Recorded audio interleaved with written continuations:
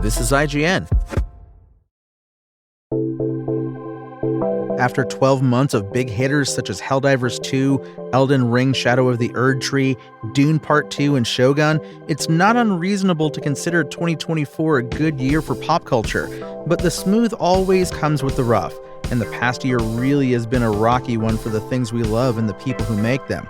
From layoffs to studio closures to costly consoles, underwhelming adaptations and struggling sequels, these are the biggest disappointments in 2024. Let's start with the industry news. The games industry found itself facing a crisis in 2023, as many publishers and studios, both large and small, made scores of staff redundant in an effort to cut costs. But the pains of that year would be repeated in 2024, which has seen an estimated 14,600 job losses, a 39% increase year on year. The cuts have seen thousands of talented studio staff thrown into the most difficult job market the games industry has ever seen, with developers attempting to find new roles in a landscape where companies are slimming down. Among the major companies cutting staff loose have been Riot, Microsoft, Bungie, Unity, Take-Two Interactive, EA, and PlayStation. That is, if their studio still exists. Adding to the dismal picture are several studio closures.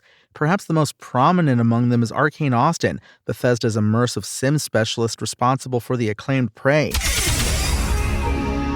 Hardware took a hit this year too. The time-compressing effect of the pandemic years has disguised the fact that, yes, we're already at the midpoint of the current console generation. Right on cue, Sony delivered its mid-cycle refresh PlayStation 5 Pro, and it's safe to say that practically no one was pleased by its $700 price tag. That's not just down to the cost of living squeezing everyone's wallets. Mark Cerny's presentation that apparently showcased the console's ability to render The Last of Us Part 2 remastered so much better than the base console was basically the "they're the same picture" meme from The Office in action. Over in the realm of television, things have largely been bright thanks to the likes of Arcane, Shogun, and Fallout. But 2024 also saw some traditionally reliable shows struggle to maintain their quality. Season 3 of The Bear certainly wasn't bad. It once again provided some solid character drama and beautifully shot kitchen nightmares, but compared to the incredible highs of the first 2 seasons, this third chapter fell significantly short. Its frustratingly slow pace clashed with the lightning speed of previous years, and the focus being almost entirely on Carmi's inner crisis forced valuable characters like Sydney into the sidelines. Similarly, we saw this year's Star Wars project struggle to hit the highs of The Mandalorian and Andor.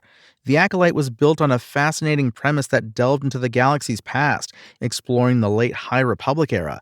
It was packed with Jedi and featured one of the coolest lightsaber battles in the entire franchise, but even that couldn't save the series from its sloppy and often infuriating storytelling.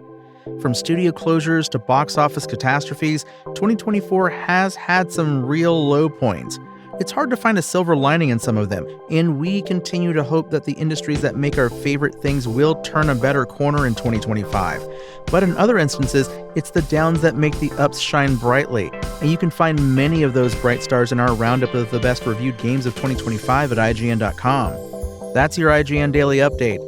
My name is Tony Jackson, and if you want more news on your favorite games and entertainment topics, make sure to visit us at IGN.com.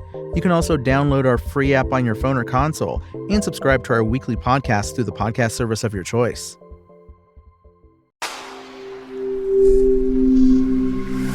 Spoken Layer.